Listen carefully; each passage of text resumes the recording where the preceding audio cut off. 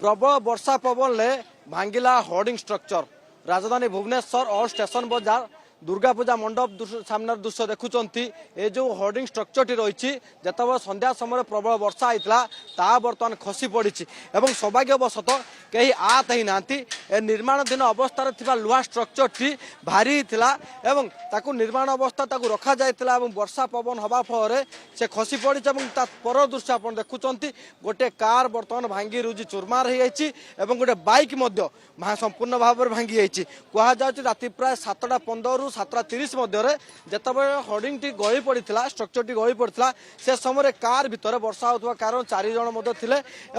सौभाग्यवशत से bunchy giant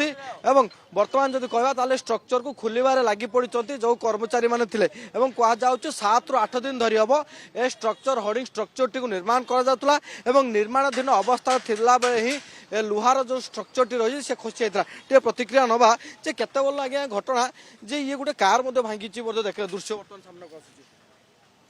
भांगी हवा पवन आउजीगला आउजीगला एति किसी ना ए घंटे घंटे ए 4-5 दिन तैयारी चलता आमर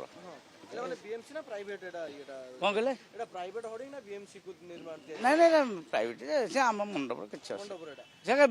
नगा है थुआ होता स्ट्रक्चर टी निर्माण होता लुहार पूरा स्ट्रक्चर टी जे पाके ओजन केते होबो आर ए ओजन केते 10-15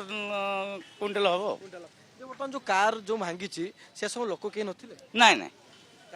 ना से कारटा थुआ होता आउ किछि हैनी कार भीतर को 3 ରୁ 4 जन थिले नहीं नहीं कहीं नथिले ठीक अच्छे आगे कहार किसी ना स्ट्रक्चर बर्तमान संपूर्ण खोला हाँ ये 10 मिनट खोला निश्चित भाव आप शुणुले प्रतिक्रिया शुणुले स्थानीय प्रतिक्रिया जेहेतु निर्माण होता गोटे जगार आउजी रखा जाता पवन हवा पर जो वर्षा होता संध्या समय ए स्ट्रक्चर टी गड़ी पड़ा गड़ी पड़ा पर दृश्य आप देखुं बर्तमान जो कर्मचारी मान थे संपूर्ण भाव में बाहर कर सौभाग्यवशत कहीं आहत ही ना अल्प समय भर संपूर्ण भाव में स्ट्रक्चर टी खोल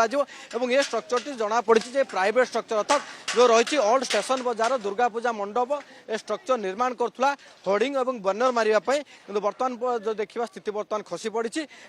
कार और गोटे बाइक संपूर्ण भाव में भांगी चुरमार हो जाए बड़ कथा हूँ राजधानी भुवनेश्वर को बर्तमान होर्डिंग चिंता भय घारी कहीं किसी दिन पूर्व आप जानते खंडगिरी अंचल जो भाव में होर्डिंग जो स्ट्रक्चर रही पड़ी 2 जन मृत्यु होता पुणी थे आउ थे निर्माणाधीन होर्डिंग स्ट्रक्चर पड़ी सौभाग्यवशत कहीं आहत ही ना भुवनेश्वर कैमरा पर्सन रामचंद्रन ज्योतिप्रकाश।